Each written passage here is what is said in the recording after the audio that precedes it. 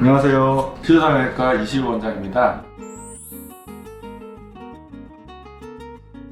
코 성형 상담을 하다 보면 많은 분들이 궁금해하시는 게 보형물의 높이에 관련된 것들인데요. 오늘은 실제 상담이나 수술에서 이 코 보형물 높이가 어떤 방식으로 정해지는지에 대해서 알아보도록 하겠습니다.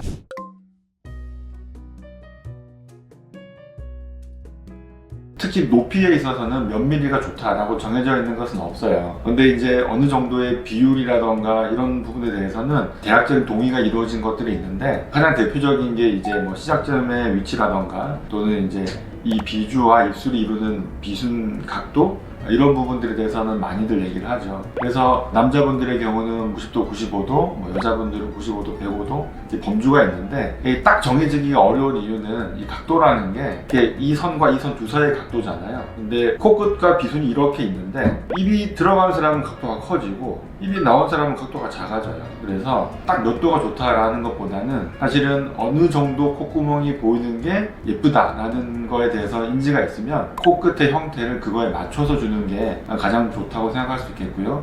이러한 수치들은 그냥 참고적으로만 알고 있으면 되겠습니다. 대신에 실제로 수술 전의 판단보다는 수술 이후에 어떤 식으로 각도가 바뀌었는지는 알 수 있잖아요. 왜냐하면 물론 수술하면 이 부분이 조금 바뀌긴 하지만 그래도 어느 정도 유지가 된다 그러면 비순이 각도가 이렇게 될 수도 있고 이렇게 될 수도 있어서 수술 이후에 어떻게 변화했는지를 따질 수는 있지만 어떤 게 딱 좋다라고 말씀드리는 것은 앞서 말씀드린 같은 이유로 좀 어려울 수 있겠습니다.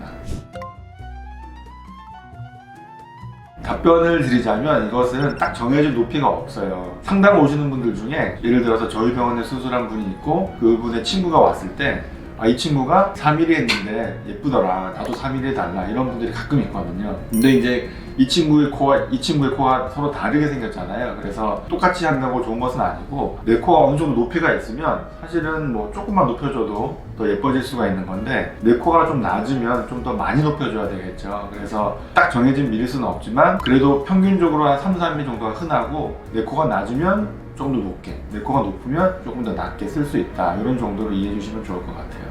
평균적인 높이를 보면 보통은 3, 4mm 정도가 흔하게 쓰는 보형물의 높이이고요. 그런데 내 코가 좀 높아요. 그러면 2mm의 보형물을 써도 충분히 예쁘게 될 수가 있고, 내 코가 많이 낮아요. 그러면 5mm의 보형물을 써도 충분히 자연스럽고 예쁘게 할 수 있습니다. 이런 식으로 보형물의 높이도 수치상으로 의미를 가질 수가 있겠고요. 근데 이것보다 더 중요한 것은 단순히 보형물의 높이뿐만 아니라 얼굴의 특성, 특히 시작점 위치라던가 이마뼈, 눈썹뼈가 어느 정도 나왔느냐, 그리고 코끝의 높이가 어느 정도냐, 또는 피부의 두께가 어떠하냐에 따라서 이런 부분들이 조금씩 달라질 수 있기 때문에 전체적으로 고려를 해서 자연스럽고 그러면서도 오똑한 그런 느낌을 만드는 것이 중요하겠습니다.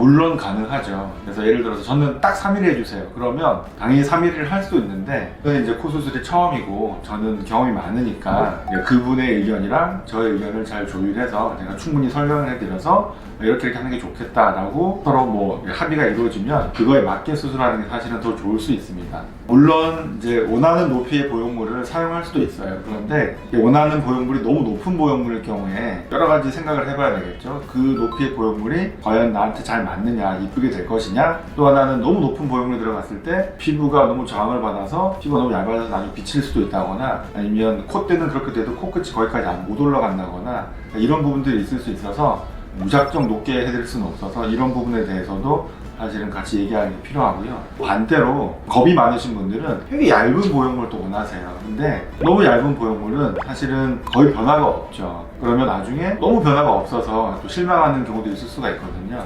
그래서 너무 높거나 너무 낮거나 하는 부분을 포함해서 어떤 정도의 보형물이 적합한지 한 번 정도는 같이 상의해 보는 것이 더 좋을 수 있습니다. 결국은 중요한 거는 내가 원하는 높이도 맞지만 내 얼굴에 잘 맞고 내 피부가 견뎌줄 수 있는 범위 내에서 예쁘고 그리고 자연스럽게 그리고 세련되게 만들어줄 수 있는 적당한 높이를 찾는 것이 좋겠습니다.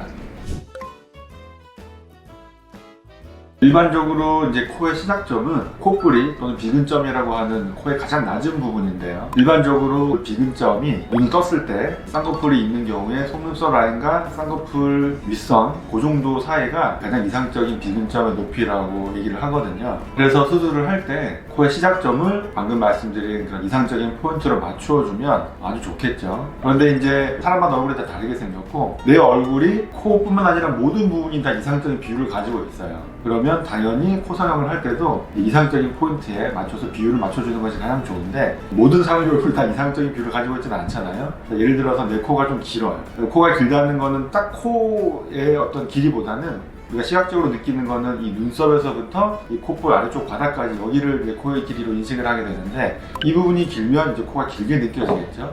그런 분들을 이상적인 포인트에 맞춰서 코의 비근점을 맞춰주면 코가 좀 길게 느껴져요. 왜냐하면 보형물 써서 이 부분이 조금이라도 높아지게 되면 코는 길게 느껴지게 되거든요. 그래서 또 다른 방법은 코끝을 좀 들어줄 수 있는데 이미 내 콧구멍이 보이는 정도가 어느 정도 맞다 그러면 들어주면 또 들창코가 되잖아요. 그래서 그런 경우에는 이 시작점 비근점을 이상적인 포인트보다 조금 더 낮게 설정을 해서 수술을 시행할 수도 있고 또 이제 반대로 남자분이거나 좀 똑똑한 느낌 원하거나 이 이마뼈, 눈썹뼈가 좀 많이 발달하신 분들 같은 경우에는 이 시작점을 이상적인 포인트보다 조금은 더 높게 해줄 수도 있어요. 그래서 딱 정해진 위치가 있다기보다는 어느 정도 조절이 가능하다라고 이해하시는 것이 가장 좋을 것 같습니다. 그렇죠. 아주 좋은 질문이에요. 단순히 콧대 높이를 딱 정하는 것이 아니라 코끝의 높이를 먼저 정하고 거기에 맞게 콧대를 조절하게 되거든요. 그러니까 왜 그러냐면 콧대는 사실은 어느 정도 많이 높여줄 수도 있어요. 물론 너무 많이 높이면 이제 부자연스러워서 그렇게 하지 않지만 어쨌거나 충분히 원하는 만큼 높여줄 수 있어요. 그런데 이 코끝은 그렇지가 못해요. 왜냐하면 코끝은 결국 콧날개 연골과 피부로 이렇게 이루어져 있는데 이 콧날개 연골을 끌어올려줘야 되는데 이게 늘어나는 정도가 다르고 피부에 저항이 있기 때문에 무작정 높여주지도 못하고 지지대를 세울 때도 이 지지대의 강도라는 것이 있기 때문에 어느 정도 한계가 있을 수 있습니다. 그래서 성형을 할 때는 내가 원하는 어떤 형태의 코가 있으면 코끝을 그런 형태에 가장 가깝게 예쁘게 만들어준 다음에 코끝은 코끝에 맞추어서 조절을 해주는 방식으로 수술이 진행되게 됩니다. 티가 나는 코는 사실 코에서 어느 한 부분이라도 티가 나거나 부자연스러우면 전체가 다 티가 나고 부자연스럽게 보이거든요. 물론 이제 콧대에서 시작점이 너무 높다거나 보형물이 너무 높고 넓어서 분필코처럼 보이는 경우에도 티가 나고 부자연스러울 수가 있는데 사실 콧대 부분에서의 그런 조절 이런 부분들은 그렇게 어렵지는 않습니다. 물론 매부리를 잘라야 한다거나 핀코를 교정해야 한다거나 이런 경우는 조금 다르긴 하지만 실제로 자연스럽게 하기 위해서는 코끝 성형이 매우 중요합니다. 앞서도 코끝 성형이 어렵다고 했는데 왜 그러냐면 콧대는 실리콘이 들어가게 되잖아요. 그럼 콧뼈가 이런 식으로 이렇게 있는데 여기에 실리콘이 이렇게 들어가요. 그러면 이 모양이나 이 모양이나 똑같잖아요. 그래서 어느 정도 조각만 잘해주게 되면 사실은 충분히 어렵지 않게 자연스럽게 해줄 수가 있어요. 근데 코끝은 구조가 좀 복잡하고 다른데 이 코끝에 콧구멍이 이렇게 있으니까 콧날 연골이 이런 식으로 있어요. 요거랑은 다르잖아요, 그렇죠? 이렇게 있는데 여기에 예를 들어서 귀연골을 쌓아 넣어주거나 아니면 실리콘을 길게 넣어서 이렇게 코끝까지 들어오게 만들어주면 콧날개 연골은 이렇게 있는데 그 위에 뭐가 엉뚱하게 이렇게 들어가 있어요. 그러면 모양이 해부학적 구조가 달라지잖아요. 해부학적 구조가 다른데 겉으로 드러나는 모습이 자연스럽게 된다는 것은 말이 안 되죠. 그러면 어떻게 해야 자연스럽게 되느냐? 콧날개 연골이 이렇게 있는데 이렇게 올려주는 게 아니라 이렇게 있는 연골을 이렇게 끌어올려주는 거예요. 그 밑에 있는 콧날개 연골을 위로 끌어올려주게 되면 그 높이가 높아지게 되잖아요. 이런 식으로 코끝을 높여주어야만 자연스럽게 되는 것이죠. 이런 부분들이 이제 콧대처럼 실리콘 넣는 것보다는 지지대를 세우고 거기에 맞춰서 끌어올려서 고정해주는 것이기 때문에 코끝 성형 자체가 콧대가 좀 더 어렵습니다. 그래서 이런 부분을 잘 해결해 준다면 자연스러운 코가 될 수 있겠죠. 오늘 영상에서 콧대, 코끝 높이에 대해서 자연스러운 코를 위해서 어떻게 하는 게 좋을까에 대해서 주로 말씀을 드렸는데요.